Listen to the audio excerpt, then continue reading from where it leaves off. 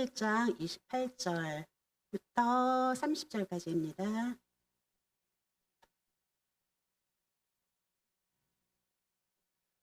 다 함께 봉독하시겠습니다. 수고하고 무거운 짐자들아 다 내게로 오라. 내가 너희를 쉬게 하리라. 나는 마음이 온유하고 겸손하니 나의 멍에를 메고 내게 배우라. 그리하면 너희 마음이 쉬움을 얻으리니 이는 내 멍에는 쉽고 내 짐은 가벼움이라 하시니라. 이상은 하나님의 말씀입니다. 할렐루야. 우리 옆에 있는 분들하고 인사 나누겠습니다. 열심히 배우고 순종하여 성령 충만함을 받으십시오. 네, 우리 월초에 우리 담임 목사님께서 주신 말씀이죠. 다 월초에 나오셨으니까 다 아실 텐데 우리 한번 다시 옆에 있는 분들 얼굴 보면서 힘을 내십시오. 네, 오후에 좀 힘들죠? 네, 힘들지만 견디고 힘내셔서 오늘 끝까지 하나님의 은혜로 완주했으면 좋겠습니다. 제가 이제 여기 이제 원고에다가 이제 수련의 달 맞아, 이제 수련의 달 8월을 맞아서 온 성도들이 더욱 예배에 집중하는 은혜가 있기를 바랍니다. 이렇게 적고요. 그 다음 멘트가 이제 오늘 예배가 끝나고 나면 이제 교육위원회 이제 회의들이 있어서 설교를 40분까지만 하라 이렇게 지시를 받았는데 오늘 회의가 취소됐어요. 그래서 어떻게 해야 되죠, 이거? 그냥 40분에 끝내요? 왜냐면 제가 한 페이지를 평상시에는 7페이지를 쓰는데 한 페이지를 뜯어냈는데 어떻게 채울 수도 없고 계획된 대로 하겠습니다. 오늘 첫 번째 페이지를 띄워주시면 제가 오늘 여러분들과 생각해 볼 깊은 주제는 쉼을 잃어버린 시대입니다. 우리는 쉼을 원하면서도 제대로 쉬지 못하는 그런 시대를 살고 있습니다. 이게 무슨 이야기냐 하면요. 여러분 휴대폰 가지고 계시죠? 휴대폰, 과거에 우리가 가지고 있던 휴대폰하고는 좀 달라요. 그래서 여러분 휴대폰을 끄시는 분들은 거의 없습니다. 딱 개통함과 동시에 그냥 쓰시다가 바로 또 충전하시고 요즘엔 무선 충전 이런 게 있어서 그냥 갖다 올려놓기만 하면 자동으로 충전되니까 저희가 휴대폰을 사고 나서 망가져서 바꿀 때까지 거의 전원을 끄는 경우가 없더라고요. 뭐 휴대폰이 망가져서 뭐 어디 센터에 고치러 가는 거 아닌 이상은 휴대폰을 잘 끄지 않습니다.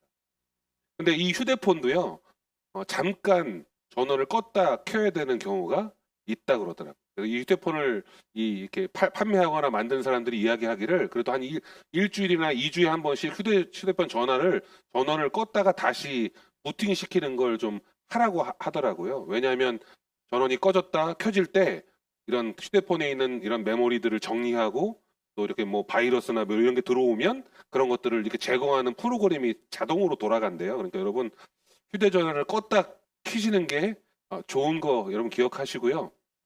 저 휴대폰도요.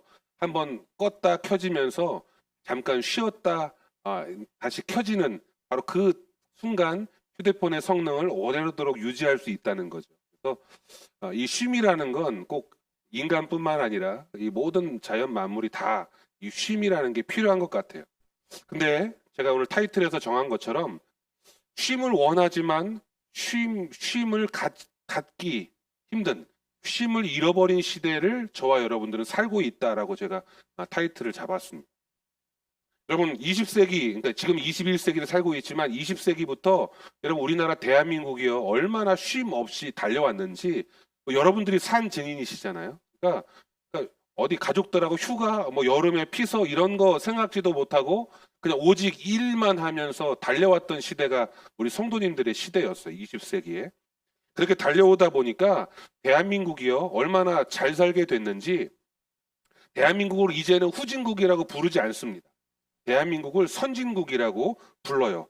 이제 G20이라고 하는 이 대표적인 기구가 있는데요. 여러분, UN 무역개발회의에서 얼마 전에 대한민국은 이제 개발도상국이 아니라 선진국이다. 이게 바뀌었어요. 근데 이게 이런 일이 없었다는 겁니다. 개발도상국에서 선진국으로 지위가 인정받고 바뀐 최초의 나라가 어디예요?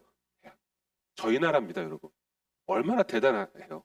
개발도상국, 다른 나라로부터 원조를 받고 이렇게 도움을 받아서 살아가던 나라라고 이렇게 지칭을 받던 나라가 이제는 선진국입니다. 선진국. 저와 여러분은 선진국 국민이에요. 그렇게 쉼없이 달려온 결과가 이와 같습니다. 근데 이미 오래전에 GDP는 3만 불이 넘었어요. 여러분 잘 모르시지만 저와 여러분들은 통계상 3만 불을 넘게 벌고 있어요. 얼마예요? 36,760달러. 이게 얼마인지 지금 환율이 계산이 안 되는데 저와 여러분들의 그 연봉이 이렇게 책정이 되어 있어요. 나도 모르는 연봉이. 네. 근데 이처럼 우리 쉼 없이 달려온 결과가 외적으로 보여요. 나라가 잘 살고 개인 GDP가 1인당 3만 6천 불을 넘는 그런 시대를 살고 있고 막 이제 풍족하고요. 근데 여러분 이 쉼 없이 달려오다 보니까 사람들이 뭘 요구하겠어요? 좀 쉬고 싶죠? 이런 생각 하지 않겠어요? 이 쉬다, 쉼 이런 단어가 20년 전부터 계속적으로 우리 사회에 나왔습니다. 그래서 여러분 웰빙이라는 단어가 지금 너무 익숙하지만 20년 전에 이미 웰빙이라는 단어가 생겼어요. 뭐예요? 내 삶을 좀 평화롭고 풍요롭게 좀 영위하면서 살아가자 뭐 이런 이야기잖아요. 그래서 이런 신조어뿐만 아니라 자, 삶의 여유를 가져라. 완벽한 쉼이 곧 경쟁력이다. 그러니까 어떤 기업들이 막 이런 가치를 가지고 막 일을 시작하게 되었고요. 그 다음에 개인적인 취미 생활도 늘어나고 스포츠들도 생기고 요가, 뭐 PT 이런 것들이 막 생기면서 트레이너라는 직업이 막 생겼어요. 그래서 개인적으로 막 도와주고 이런 일들. 예전에는 꿈도 꾸지 못했던 일들. 어떻게 해요? 우리가 좀 쉼을 얻자. 살면서 좀 여유롭게 내려놓자. 이런 마음들이 많이 들었습니다. 그래서 요즘은 캠핑족 이런 말이 막 생겨난 것처럼 여러분 딱 주 5일제가 생기면서 주 5일 근무제가 생기면서 주말이면 다 가족들끼리 그냥 어디 캠핑을 간다. 이런 말들이 생겨나게 된 거죠. 과거에 10몇 년 전에 광고 문구에 이런 광고 문구가 있었어요. 여러분 기억하실 겁니다. 한번 읽어볼까요? 시작. 열심히 일한 당신 현대카드 이거예요. 네, 이게 10몇 년 전에 있었던 광고 카피인데요. 열심히 일한 당신 떠나라, 쉬어라. 쉬어야 된다는 거죠. 근데 우리가 그토록 삶에서 쉬어야 된다. 쉬어야 된다라고 원하면서도 쉬지 못하는 그런 상황에 있습니다. 쉬면 자꾸 마음이 무거워지고 머리는 복잡해지고 그리고 육신은 더 피곤해집니다. 우리 이번 주에 교육자 휴가를 다녀왔는데 이틀 어디 다녀왔거든요. 피곤해요. 이틀을 쉬었어요. 이틀을 집에서 쉬었어요. 이틀 나가고 이틀 집에서 쉬고. 나가면 고생이에요. 집 나가면 고생이다. 쉬었어요. 이제 집에서 많이 쉬었는데 여러분 우리가 이처럼 쉼을 필요로 하지만 계속적으로 쉬지 못하는 이유가 있다는 거예요.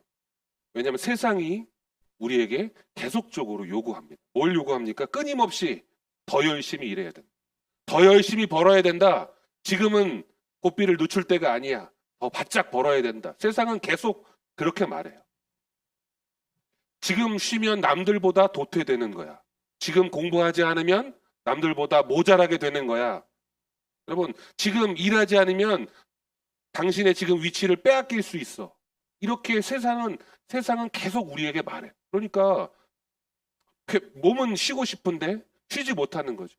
여러분, 직장 생활하면서 저 한 달 쉬겠습니다. 이렇게 말할 수 있잖아요. 근데 그렇게 말을 못 해요. 왜?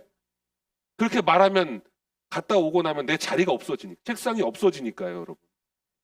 세상이 우리를 그렇게 내버려 두지 않는다는 겁니다. 우리가 그토록 쉼을 바라지만, 그렇게 쉼을 원하지만 온전한 쉼을 쉴 수 없는 그 시대, 저와 여러분이 살고 있습니다. 쉬고 싶으시죠? 여러분, 왜 우리가 이렇게 쉬지 못할까요? 왜? 우리는 마음은 쉬고 쉼을 원하는데 왜 이렇게 쉬지 못할까? 성경은 이렇게 말합니다. 창세기 3장 17절에 보면 아담에게 이르시되 내가 내 아내의 말을 듣고 내가 내게 먹지 말라 한 나무의 열매를 먹었은즉 땅은 너로 말미암아 저주를 받고 자 다 같이 너는 내 평생에 수고하여야 그 소산을 먹어. 그냥 수고가 아니라 평생 뭐 하라고요? 수고해야 된다. 너는 평생 수고해야 돼. 이유가 뭐예요? 우리 죄로 말미암아. 하나님 말씀에 불순종하고 하나님 말씀대로 살지 못한 그 결과가 우리가 쉬지 못하게 된 이유라는 거예요. 그러니까 여러분, 우리가 쉬지 못하는 데는 다 이유가 있는 거예요. 뭐요? 내 마음속에 때문이죠. 하나님께서 먹지 말라는 나무의 열매를 먹었은즉 하나님 말씀에 불순종한 결과로 말미암아 저주를 받았고 그 저주의 결과가 평생 수고하여야 먹을 수 있게 된 거예요. 그러니까 여러분, 우리의 수고는 어찌 보면 너무나도 당연한 겁니다. 아이고, 이거 어떡하지? 당연한 거라는데. 여러분, 죄로 말미암아 우리가 평생 수고하여 일하고 쉬고 싶어도 쉴 수 없는, 어떻게 보면 이런 세계의 굴레에 갇혀 있는 저와 여러분인데, 성경은 계속 이렇게 말해요. 욥기 5장 7절에 보면 사람은 고생을 위하여 났으니 불꽃이 위로 날아가는 것 같으니라. 사람은 왜 태어났냐? 넌 고생하기 위해서 태어난 거야. 이렇게 성경에 기록되어 있네요. 시편 32편에 뭐라고 말해요? 주의 손이 주야로 나를 부르시기 때문에 내가 내 진액이 빠져가지고 가뭄의 마름같이 되었습니다. 그러니까 세상이, 이 환경이, 이유가, 목적이 그렇기 때문에 여러분, 우리의 수고가 있는 거예요. 그래서 내가 쉼을 원하지만 좀처럼 쉬울 수 없는 거죠. 죄로 말미암아 찾아온 여러분, 우리의 인생의 무게. 아담이 진 죄를 왜 내가 지금 여기서 그 무게를 내가 짊어지고 있지? 이런 생각을 가질 수 있겠지만, 믿는 성도들이니까 다 받아들이시잖아요. 내가 원죄가 있다, 내 안에 죄가 있다라는 걸 받아들이시잖아요. 어떤 이에게는 여러분, 이런 무게가 가정에서 오는 짐, 내가 가장이기 때문에, 내가 남편이기 때문에, 아내이기 때문에 가지고 있는 무거운 짐이 있어요.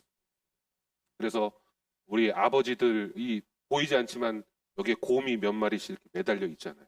보이지 않는 무게. 그리고 또 어떤 무게가 있습니까? 어떤 이에게는 건강이라고 하는 짐이 있을 수 있죠. 내가 열심히 노력했건만 지금 나에게 남은 건 몸이 나약해지고 병약해져서 병이 찾아오고 늘 내 병마가 날 따라오고 지치고 피곤하고, 그런 어떤 건강의 짐이 여러분 우리에게 찾아오죠. 또 어떤 사람에게는 신앙생활의 어떤 무게, 내가 이렇게 해야 할 텐데 저렇게 해야 할 텐데, 말은 생각은 있지만 제대로 하지 못할 때 오는 부담감, 그런 것들이 있습니다. 이처럼 우리에게 이런 무게들이, 삶의 무게들이 찾아오는데, 여러분 생각해 보세요. 누구나 놀면 좋죠. 저도 놀면 좋아요. 여러분들도 마찬가지죠. 놀면 좋습니다. 평생 일 안 하고 집에서 놀고 먹으면 얼마나 좋겠어요. 좋죠? 이런 사람들 누구라고 뭐라고 말해요? 네? 집에서 평생 놀고 먹는다. 이 사람들 누구 뭐라고 말해요? 직업은 백수.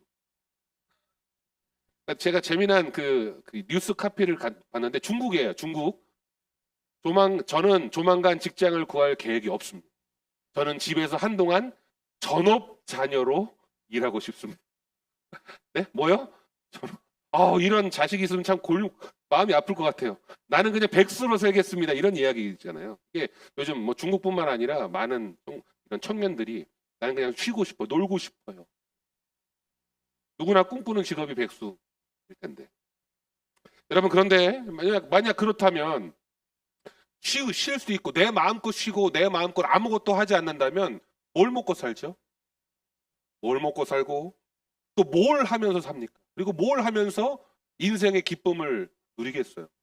그러니까 인생의 목표를 어디서 찾을 수 있겠습니까? 아무것도 하지 않는다면. 여러분, 그런 삶이 진정한 쉼이라고 말할 수 있느냐는 거죠. 또 그것도 아니라는 거예요. 아무것도 안 하는 게 쉼은 아니라는 거예요. 내가 할 일 내려놓고 그냥 놀러 다니는 게 결코 쉼은 아니라는 겁니다.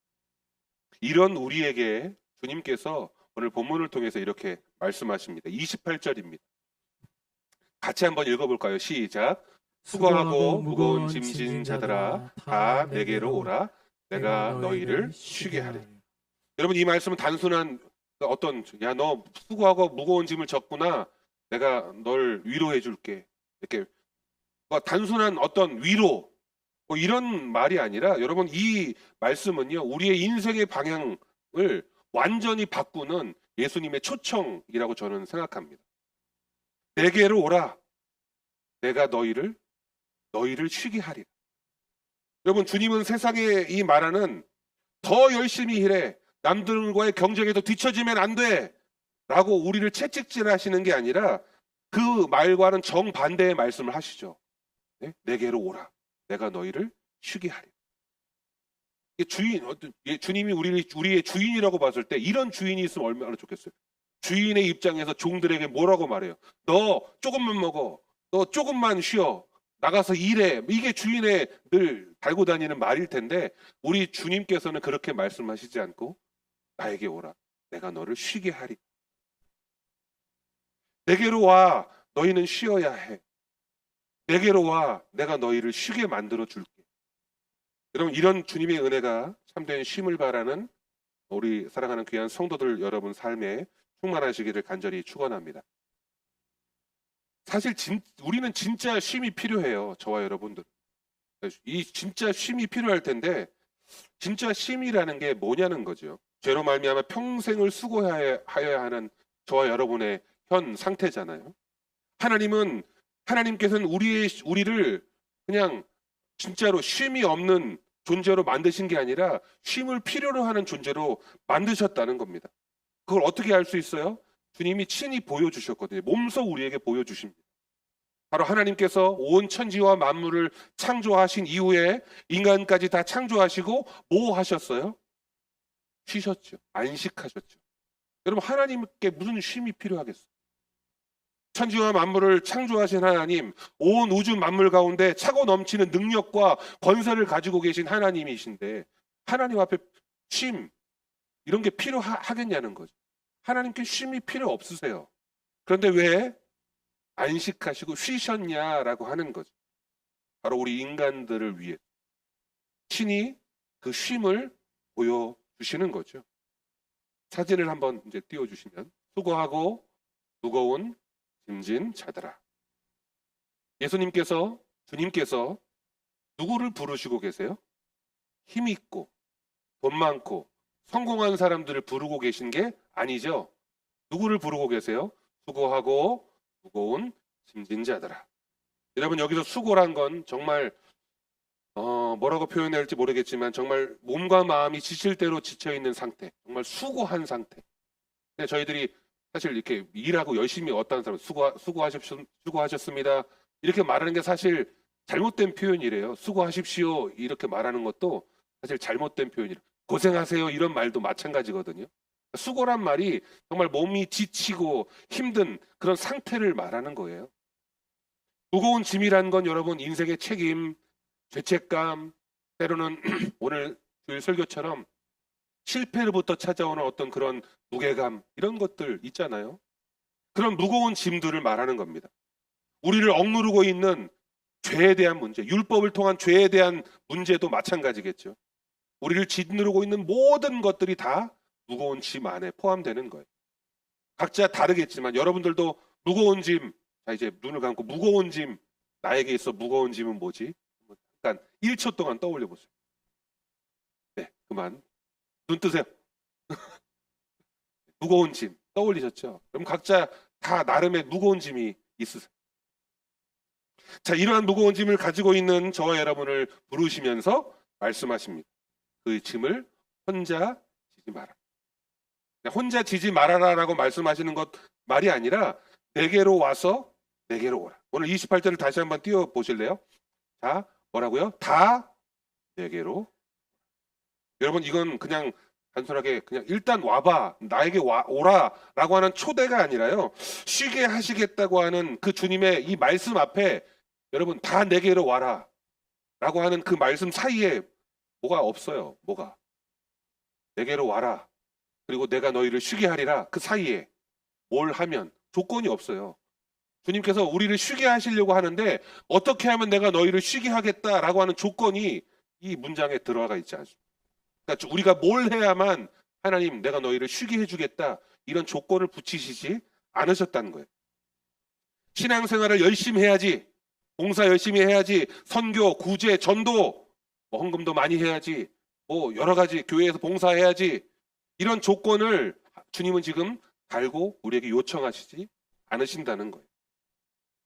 조건을 달아서 쉼을 주시겠다고 하는 말씀이 아니라 그냥 무조건적으로 나에게 오면 내가 너희를 어떻게 해요? 쉬게 하겠다. 여러분 이것은 무엇을 뜻합니까? 우리 주님께서는 저와 여러분들을 이 죄로 말미암아 정죄하지 않으시겠다. 죄 때문에 여러분 우리가 온전한 쉼을 얻지 못하는 거니까.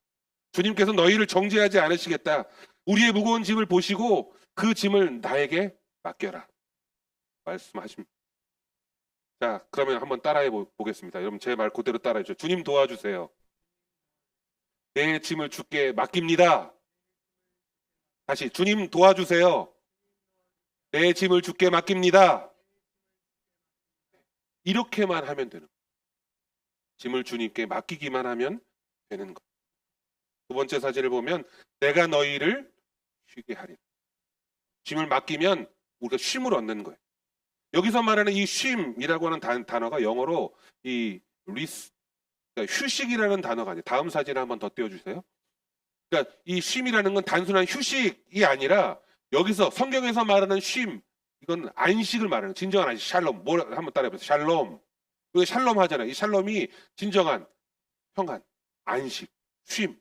주님께서 하나님께서 우리에게 약속하신 거예요. 궁극적으로 우리에게 주시고자 하는 게 바로 샬롬이에요. 바로 하나님이 주시는 평안, 하나님이 주시는 회복, 하나님이 주시는 쉼. 주님을 통해 이루어질 줄로 믿습니다. 세상이 주는 쉼은 피상적이에요. 그냥 육신만 쉬는 것 같고 육신만 쉬는데 돈은 많이 나가요. 여러분 휴가철에 얼마나 쓰세요? 어마어마하게. 예? 육신은 쉬는 것 같은데 돈은 엄청나.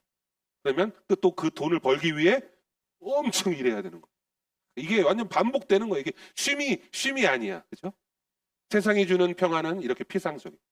그런데 문제가 해결되지 않았더라도 하나님께서 함께 하신다는 그 사실, 바로 그것. 바로 주님이 주시는 쉼은 영혼의 깊은 곳에서 누릴 수 있는 영적인 쉼이라는 것. 무슨 차이가 있을까요? 사진을 한번 보여주세요. 여러분 어두운 터널. 진짜 여러분의 문제가 지금 당장 앞에 문제가 있지만 문제는 아직 해결되진 않았어요. 어두운 터널을 지나가는 것 같아요. 그런데 저 끝에 빛이 보입니다. 하나님이 함께 하신다는 사실만으로 우리는 평안을 누릴 수 있는, 교회 다니는 저와 여러분들이 가진 어떤 은혜입니다. 비록 아직은 고난의 터널을 통과하고 있지만 결국 이 고난의 터널 끝에는 출구가 있다. 빛이 있다. 모든 문제가 해결될 것이다. 라고 하는 확신이 저와 여러분들에게 있는 줄 압니다. 바로 저 멀리 밝은 빛이 비추고 바로 출구가 있다는 것을 아는 것처럼 주님께서 우리와 함께 하시겠다고 하는 그 약속, 바로 이 약속만으로도 벌써 저와 여러분은 쉼을 누릴 수 있다는 거 여러분 기억하시기 바랍니다. 이제 쉼을 좀 누리시겠죠? 주님이 우리와 함께 하신다니까. 말씀하시잖아요. 나에게로 오라. 내가 너희를 자, 이렇게 말은 이제 쉬게 하리라, 쉼을 얻게 될 텐데, 여러분 어떻게 하면 바로 이 주님께서 말씀하신 이 평안, 이 쉼을 누릴 수 있을까? 우리 방법에 대해서 한번 생각해 보려고 합니다. 예를 한번 제가 들어볼게요. 그 버스, 가득 찬 버스가 이렇게 있습니다. 사진 한번 띄워주세요. 가득 찬 만원 버스에 앉을 자리가 없어요. 근데 저 오른쪽에 보면 노란 초록색 가방 보이시죠? 가방이 어마어마한 가방을 내가 지금 메고 있습니다. 이렇게 짊어지고 있어요. 이미 좌석은 10,000원이라서 도저히 앉을 수 없고 이 짐을 목적지까지 끝까지 메고 가야 되는데 또 이 버스가 직행이라 중간에 서질 않아. 목적지까지 그냥 서서 가는 거예요. 그런 상황에서 꼼짝없이 서서 가야 되는 그 상황. 근데 누가 이런 말을 합니다. 가방 주세요. 들어드릴게요. 이런 거 좀 들어보셨어요? 여러분들도 꼭 하셔요. 가방 주세요. 들어드릴게요. 누군가 옆에서 가방 주세요. 들어드릴게요. 여러분 이렇게 천사 같은 얼굴로 방긋 웃으면서 이렇게 가방 달라고 하면 어떻게 해야 돼요? 네? 줘야죠. 아우 괜찮아요. 이렇게 말했다가는 그냥 끝까지 목적지까지 가방을 메고 가는 거고, 어떻게 해요? 가방을 맡기면 되는 거죠. 맡기면 가는 동안 좀 편안하게 쉴 수 있는 거죠. 내 짐을 맡기는 거예요. 그러니까 주님과 함께 하는 것, 주님 앞에 도움을 얻는 건 바로 내 짐을 맡기는 거예요. 근데 우리가 이 짐을 맡기는 게 잘 안 돼요. 특별히 우리 한국 사람들이. 일단 사양부터 하잖아요. 아유, 괜찮아요. 주님께는 그런 거 안 통합니다, 여러분. 바로 주님께서 내 짐을 맡기라 라고 말씀하시면, 네, 그냥 덤으로 바로 맡기는 거예요. 그런 순종의 마음이 여러분들에게 있기를 바랍니다. 맡기면 되는 거죠. 근데 우리가 가지고 있는 무거운 짐들을 좀처럼 맡기지 못해. 이 가방 안에 뭐가 들었는지 모르겠지만 얼마나 귀한 것이 들었길래, 예? 이거 맡겨 마라. 줘도 되나? 고민하지 마시라는 거. 내가 편하게 가려면, 내 목적지까지 편하게 가려면 내 짐을 맡기는 겁니다. 우리 주님 앞에 그렇게 내 짐을 맡길 수 있는 결단하시는 여러분들 되기를 바랍니다. 자, 우리가 수고롭고 무거워하는 것, 이런 모든 것들을 다 이제 주님 앞에 내어 맡기면 되는데, 자, 이제 한 가지만 기억하면 돼요. 뭘 기억하면 되죠? 자, 버스를 한번 떠올려보세요. 짐을 맡겼어. 그죠? 내릴 때까지 뭐만 계속 보면 돼요. 그리고 내 짐에 집중만 하면 돼. 내 짐에 그냥 내려버리면, 짐 놔두고 내려버리면 이 짐은 날아가는 거니까. 자, 이제 짐은 맡겼고 뭐만 하면 돼요? 집중만 하면 되는. 자, 이 가방에 집중하기도 하고, 아니면 이 가방을 들고 있는 사람을 집중하면 돼요. 이 사람이 혹시 가방을 열진 않을까? 복잡한 생각 다 하지 말고 그냥 집중만 하면 되는 거예요. 내가 이렇게 쳐다보고 있으면 이 사람도 그냥 가방만 들어줄 거예요. 그죠? 여러분, 가방에 비유해서 좀 그렇지만 내 짐을 맡긴 주님께 집중하면 되는 겁니다. 저요, 여러분. 맡기고 나서 주님께 집중하면 되는 거예요. 세 번째 본문을 띄워주시면 따라 읽어보겠습니다. 나의 멍에를 메고 내게 배우라. 주님께서 말씀하셨어요. 나의 멍에를 메고 내게. 여러분, 멍에, 저는 실제로 본 적은 박물관에서 좀 봤는데, 멍에 뭔지 아시죠? 소 이렇게 쟁기 끌 때 어깨에 매는, 짊어 매는 건데, 이 멍에가 우리나라 황소는 그냥 한 마리가 이렇게 끌지만, 이 외국에 있는 소들은 거의 대부분 멍에를 2마리의 소가 끌게 만들었다고요. 사진을 한번 보여주시면 저렇게, 저게 멍에예요. 2마리의 소가 함께 끄는 거죠. 주님께서 나의 멍에를 메고라고 이 말씀하신 이 이유를 보면, 주님은 지금 우리와 함께 어떻게 해요? 이 멍에를 같이 짊어져 주시겠다. 함께 걸어가 주시겠다라고 말씀하시는 겁니다. 즉, 예수님이 우리의 무거운 짐을 함께 짊어지시고 우리가 갈 방향을 인도해 주시겠다라고 하는 거예요. 그 멍에를 메고 뭘 하면 돼요? 주님께 배우기만 하면 돼요. 바로 이것이 성도가 얻어야 할 참 삶의 방향. 이 그림을 찾는데, 어미소가 끌고 있고 새끼도 같이 멍에를 맨 것처럼 보이긴 보이지만 사실 엄마가 다 끌고 있어. 엄마가 이 짐을 끌고 있다는 걸 배우는 거겠죠. 저는 바로 주님께서 우리에게 주시는 궁극적인 긍휼, 은혜가 바로 이 모습 같아요. 이제 주님께 배우기만 하면 되는. 주님께서 우리에게 보여주셨던 삶의 모습을 친히 배우기만 하면 되는 겁니다. 자, 뭘 배워요? 이제 배우긴 되는데 뭘 배워야 하느냐? 주님께서 뭐라고 말씀하십니까? 여러분 따라해봐. 나는 마음이 온유하고 겸손하니. 누가요? 누구 마음이요? 예수님의 마음. 본인이 말씀하시는 거. 나는 마음이 온유하고 겸손하다라고 말씀하시잖아요. 바로 주님의 온유함과 겸손함을 배우기만 하면 되는 거예요. 여러분, 온유는 무엇입니까? 하나님 앞에 그냥 순복하는 거, 순종하는 거예요. 온유라는 말이 그거예요. 그냥 다 전적으로 따르겠습니다. 네, 알겠습니다. 라고 말하는 순종이에요. 겸손은 무엇입니까? 나의 연약함을 알고 하나님을 그냥 다 인정하는 겁니다. 하나님 맞습니다. 하나님이 하신 게 옳습니다. 인정하는 거. 이 온유와 겸손을 배우기만 하면 되는. 그러면 내게로 와라. 내가 너희를 쉬게 하리라. 이 진정한 쉼을 저와 여러분들이 누릴 수 있게 되는 겁니다. 바로 하나님께서 우리에게 베푸신, 주님께서 약속하신 그 쉼의 은혜를 저와 여러분들이 누릴 수 있게 되는 거예요. 좀 기억하시죠? 자, 여러분, 주님께서 이렇게 맨 마지막에 말씀하십니다. 뭐라고요? 멍에를 매야 되는 거야. 이렇게 우리가 생각할 수 있지만, 역시 조건이 붙었네. 마지막에 아무것도 없다 그러지 조건, 멍에를 매라고 하셨네, 배우라고 하셨네. 조건이 붙었네 생각할 수 있지만요. 주님 이렇게 말씀하세요. 마지막에 뭐라고 말씀하시느냐? 따라해 봅시다. 내 멍에는 쉽고 내 집은 가벼움이라. 쉽고 가볍다. 우리가 할 수 있는 거예요, 여러분. 우리가 능히 다 감당할 수 있는 거예요.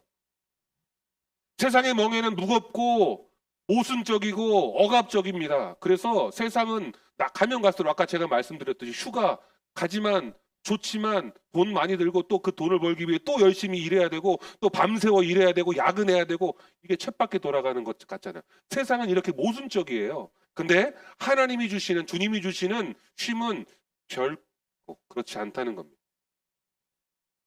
왜냐하면 오늘 말씀처럼 주님이 그 멍에를 함께 짊어져 주시기 때문입니다. 할렐루야. 지금 여러분 지금도 혹시 무거운 짐을 짊어지고 계신 성도들이 있으신가요? 쉼 없이 평안 없이 그냥 하루하루가 정말 힘들다라고 느껴지는 성도들이 계십니까? 오늘 그런 분들에게 주님께서 이렇게 말씀하셨습니다. 내게로 오라. 내가 너희를 쉬게 하리. 여러분 오늘 우리가 드려지는 이 예배의 시간이 바로 여러분의 참된 쉼의 자리가 되기를 바랍니다. 여러분이 각자 가정이나 직장이나 아니면 교회의 어떤 기도 처소나 예배 중간에 또 기도하는 자리가 여러분의 쉼이 되기를 바랍니다. 하나님의 말씀 앞에 나아갈 때 세상은 여전히 아직도 복잡하고 또 우리에게 많은 걸 요구할지라도 우리의 영혼에 참된 쉼을 누리도록 말씀하시는 주님만을 바라보면서 또 힘을 내시고 한 주간을 힘있게 살아가는 복된 모든 성도들 되시기를 주님의 이름으로 축원합니다. 오늘 이 쉼이라고 하는 걸 함께 나눴기 때문에 제가 우리 함께 찬송가 337장이죠. 함께 찬송가 우리 한 장 부르고 말씀을 생각하면서 잠깐 기도하는 시간을 갖고자 합니다.